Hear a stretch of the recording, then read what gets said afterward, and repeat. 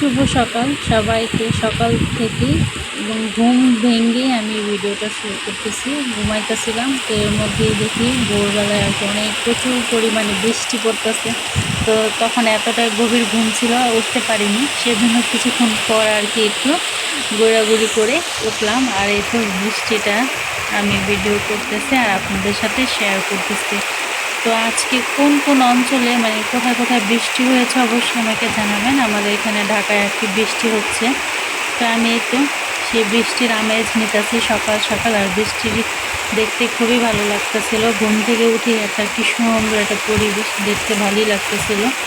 এই তো কি সুন্দর বৃষ্টি দেখেন।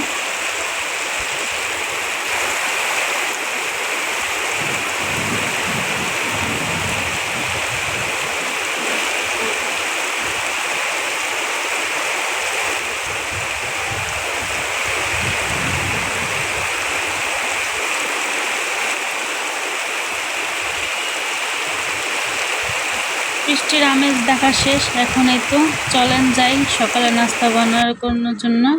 এই তো বের হয়ে আমি দেখি আম্মা নাস্তা প্রিপারেশন নিতেছে। তো যে এর আগে যে মুরগিগুলো আনা হয়েছিল, তো সেগুলো যে টুকটাক যা ছিল ইত্যাদি কুটিকাটি জিনিসগুলো, সেগুলোই আজকে ভুনা করা হবে। সেজন্য আম্মা একেবারেই মানে একদম ধুয়ে পরিষ্কার করে মশলা মাখিয়ে একদম বড় কড়াই দিয়ে বসাই দিছে ভাজার জন্য। তো এটা ভুনা করবো, আর হচ্ছে রুটি নাস্তা খাবো। আর এই পাশে হচ্ছে এই যে রান্নাঘর দিয়ে এই পাশ দিয়ে বৃষ্টি দেখতেছিলাম, আর রান্না ভালোই লাগতেছিল দেখতে। আর এই তো এখানে হচ্ছে আমি ভাজা উঠাই নিছি, এখন হচ্ছে আলু দিয়ে মশলা কষাইতেছি। এই তো এই মশলা আমি ভালোভাবে এখন কষিয়ে নেব। আর এটা রান্না করতেছি আমি কিন্তু সেই রোস্টের তেল দিয়ে, রোস্টের তেল ছিল, আর রোস্টের তেলে মানে আরও কি সুন্দর গ্রান বের হইতেছে। আর এই পাশে হচ্ছে আম্মা রুটি বেলে নিতেছে, রুটি বানাবো। আর রুটি দিয়ে সেই তরকারি দিয়ে আর কি খাবো সকালের নাস্তা। তো আম্মা এই তো এক এক করে রুটি বানিয়ে দিবে, আর আমি হচ্ছে ছেঁকে নেব। এখানে আমি হচ্ছে ওই মশলাটাকে কষিয়ে তারপর আবার আরও পানি দিয়ে ভালোভাবে কষিয়ে নিতেছি। আর ঢেকে রাখছিলাম যেন আলুগুলো জলদি সেদ্ধ হয়ে যায়। আলুর কথা যে কি বলবো, আলুর কথা বলে আর কোনো লাভ নেই। মানে এত শক্ত, এত কষানোর পর, এত কিছুর পর তাও যেন মানে সেদ্ধই হইতে চায় না এই আলু। তো যাই হোক, এই তো মশলা আমার কষানোর পর আমি সেই ভেজে রাখাম এই গিলা কলজা হাত পাও বা যাই বলেন, ওগুলাকে আমি এখন দিয়ে ভালোভাবে একটু কষিয়ে নিতেছি। তারপর পরিমাণ মতন পানি দিয়ে এগুলোকে সেদ্ধ করব। আর এই তো এক হাত দিয়ে নাড়া দেওয়া যেতেছে না, কড়াইটা আর কি বাঁকায় যেতেছিল। তো এ পাশে এই তো আমি হচ্ছে আবার গরম পানি, আম্মা গরম পানি করে রাখছিল, তো সেই গরম পানিগুলো আমি দিয়ে দিতেছি পরিমাণ মতন। আর এই তো অন্য চুলা আমি এখন হচ্ছে মাছের ডিম বসাইছি। তো এটা হচ্ছে মানে অনেক ভারী মাছ, তো অনেক বড় আর কি মাছের ডিম, আর ডিমটা অনেক বড় ছিল। তো একটু কীরকম যেন লাগে, সেজন্য আম্মা আবার বলতেছিল একটু সেদ্ধ করে ফালাই দিয়ে তারপর এটাকে রান্না করার জন্য। তো ওইটাই আমি এখন সেদ্ধ বসাইছি। আর এ পাশে হচ্ছে আমি রুটিগুলো এক এক করে ছেঁকে নিতেছি। রুটি ছেঁকতে কিন্তু ভালোই লাগে, কিন্তু সুন্দর মতন যদি কালার হয় তো ভালোই লাগে খেতে। আর আগে কিন্তু কি বলবো, আমি কিন্তু রুটি মোটামুটি ছেঁকতে জানতাম, তেমন ভালো না। আর বানাইতে তো পারতামই না, কী যে বানায় ফেলতাম আমি নিজেও জানি না। লম্বা লম্বা করে বানায় ফেলতাম, গোল তো পারতামই না। যাই হোক, আস্তে আস্তে অভিজ্ঞতা, এখন আলহামদুলিল্লাহ পারি। আর এই দেখেন রুটিগুলো কি সুন্দর ফুলকো ফুলকো হইতেছিল। প্রথম দিকে তেমন ফুলে নাই রুটিগুলো, কিন্তু এখন মাঝে দিয়ে মানে অনেক সুন্দর সুন্দর রুটিগুলো ফুলতেছে। মানে মুরব্বিদের একটা কথা যে শেষের মধ্যে যে কোনো কাজে, পিঠা বলেন রুটি বলেন, শেষের কাজ নাকি অনেকটা সুন্দর হয়। তো তখন মনে হচ্ছে আরও বানাই এই অবস্থা। তো আমার এই তো নাস্তা টাস্তা শেষ, আমি রান্নাটা কিন্তু পুরো কমপ্লিটও করতে পারিনি, ডিম ভুনাটা করতে পারিনি, সিলিন্ডার চলে গেছে এর মাঝে। তো ওটা অফ রেখে আমি তো এর কাজের ফাঁকে এখন আবার নাস্তা খেয়ে নিতেছি। তো সবাই নাস্তা খেয়ে নিছে, আমি একটু লেট করেই বসলাম, একটু মোবাইল ঘাটাঘাটি দেখতেছিলাম, কি করবো আর। তো এই তো আমার নাস্তাটা আমি এখন করে নিতেছি।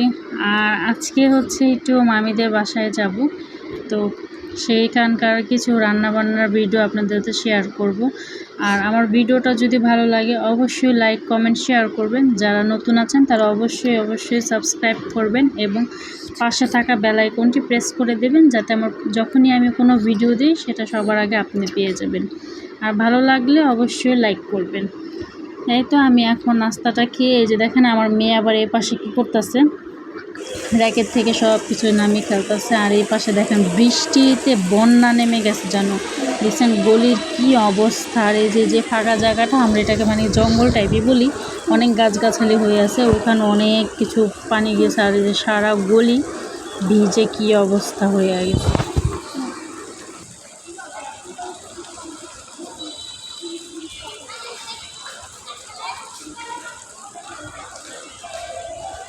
রাস্তার পানি কেমন?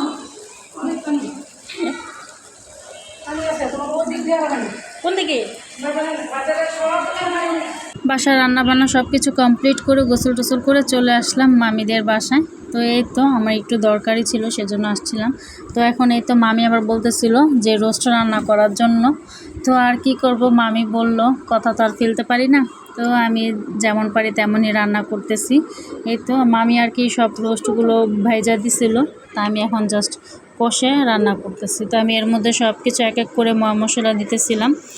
তো এই প্রথম দিলাম সয়া সস, তারপরে এখন দিয়ে দিলাম বাদাম বাটা, আর অল্প পরিমাণে লবণ দেবো, কারণ ভাজার মধ্যে মামিও অনেকটা আর কি লবণ দিছে, মানে বেশি আর লাগবে না তেমন। তো আমি এখানে হচ্ছে পরিমাণ মতন রোস্টের মশলা দিয়ে দিতেছিলাম, বেশি একটা দেব না। আর একটু শাহি শাহি মানে কালারটা যেন সুন্দর হয়, আমি সেটাই লক্ষ্য রেখে আর চেষ্টা করতেছি, কারণ যেহেতু নিজের বাসায় রান্না করতে গেলে একরকম, আর অন্য মানে যাই হোক অন্য রান্না রাঁধতে গেলে আরেক রকম ভালো লাগে কিনা বা পছন্দ হবে কিনা, এই কাজটা আর কি মানে এই ভয়টা কাজ করে। তো যাই হোক আমি এখন এই তো সে বাটি বুটি ধুয়ে রাখে একটু পানি দিয়ে দিলাম। আর এই পাশে হচ্ছে ভর্তার আইটেম করবে, আর এখানে একটু বৃষ্টি দেখে মামি আর কি বোয়া পোলাও দিয়ে চাউল দিয়ে আর কি ভুনা খিচুড়ি টাইপ রান্না করছে। তা আমি এখন হচ্ছে কারেন্টের চুলার থেকে তো সিলিন্ডার আর কি গ্যাসের চুলা আমি রান্না করতেছিলাম, তাড়াতাড়ি যেন হয়ে যায়। তা আমি মশলা একদম ভালোভাবে কষায় নিয়েছি, দেখতেই পারছেন 2বার করে আমি মশলা কষাইছি, কারণ যে মশলা সেগুলো ভালোভাবে না কষালে এটা গন্ধ থেকে যাবে। আমি তো ভালোভাবে কষানোর পর পরিমাণ মতন দিয়ে দিলাম দুধ, আর দুধটাকে আমি একটু ভালোভাবে দিয়ে নাড়াচাড়া করে এখন দিয়ে দেবো বেরেস্তা। আগে থেকে মামি বেরেস্তা পেঁয়াজ ভেজে রাখছে। আর এখন শেষ পর্যায়ে একটু দিয়ে দিলাম ঘি, যেটা দিলে খুব সুন্দর গ্রান বের হবে। মামি কিন্তু ভাজার মধ্যেও ঘি দেয়, মানে রোস্ট যখন ভাজে তখন।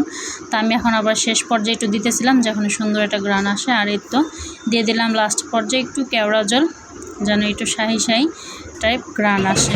আর এই তো এটা হচ্ছে মহরমের ঢোল বাজতেছে। আমার কাছে মহরমের ঢোল যে বাজতে কী যে ভালো লাগে, আমার মন চায় যে আমি একদম মানে ওই ঢোলের সামনে দাঁড়ায় থাকি আর শুনতে থাকি সেই ঢোলের শব্দটা। তো আপনাদের সাথে যতটুকু পেরেছি শেয়ার করতেছি। এই ভিডিওটা কিন্তু তানিশা আমাকে করে দিছে, আমি রান্নাঘরে ছিলাম। তো ওকে বললাম যে তুমি একটু দেখো চেষ্টা করে, মানে পারো কিনা, সাউন্ডটা আসে কিনা। তো যতটুকু পারছে দেখুন আপনারা শুনতে পান কিনা কতটুকু।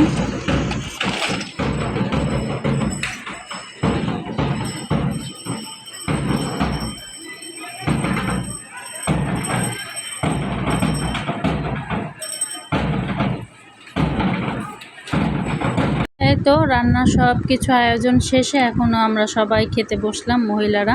তো ওরা সবাই মানে আমার দেবর তুষার তুহিন মানে ওরা সবাই আর কি দুপুরে খাবার খেয়ে ফেলছে মামা। তো এখন হচ্ছে মামি, আমি, তারপর ছোটো খালা, আর হচ্ছে সাদিয়া মানে ওদের বাসারই একজন সদস্য।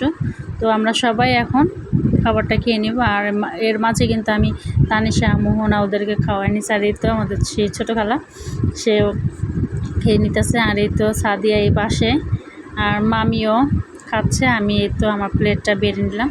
তো সমস্ত কিছু ভর্তা এখানে হচ্ছে ডাল ভর্তা, আর হচ্ছে ডিম ভর্তা, হচ্ছে চিংড়ি মাছের ভর্তা, এটা হচ্ছে শুটকি, আর কালোটা এটা তো কালিজিরাই ভর্তা। আর এই তো আমি একটু লেবু চিপি দিয়ে নিতেছিলাম, কাঁচামরিচ পেঁয়াজ নিছি। তো মাশাল্লাহ আল্লাহর রহমত খুবই ভালো লাগলো খেতে। হঠাৎ করে মামির বাড়ির দাওয়াত চলে আসলাম। আর আজকে দাওয়াত হচ্ছে মানে আমার শাশুড়ি মায়ের কিন্তু ভাইয়ের বাড়ি, অথচ সে নেই, আমি আছি। তো এটা ভাবতে না আমার একটু খারাপই লাগতেছিল, মানে আম্মা আসেনি একটু, মানে যেই পানি রাস্তার মধ্যে কি বলবো, আমি কিন্তু আসতে পারিনি। তো আমার একটু বুঝে বললাম না আমার অনেকটা দরকার ছিল, সেজন্য আমি বাসার নিচে দাঁড়িয়ে মানে এখান থেকে এখানে আমি একটা রিক্সা নিয়ে বাস এখান থেকে এখানে আসলাম, মানে 3-4 কদমের বাড়ি আর কি। তারপর আমি ওখান থেকে পানি, এত পরিমাণে পানি, সো আমি রিক্সা দিয়ে চলে আসছি। আর এই তো এখানে এটা হচ্ছে দেখাচ্ছি সোফার লুকটা আগে অন্যরকম ছিল, তো আমি চেঞ্জ করলাম। তো কেমন লাগলো সবাই জানাবেন। সবাই ভালো থাকবেন। আল্লাহ হাফেজ।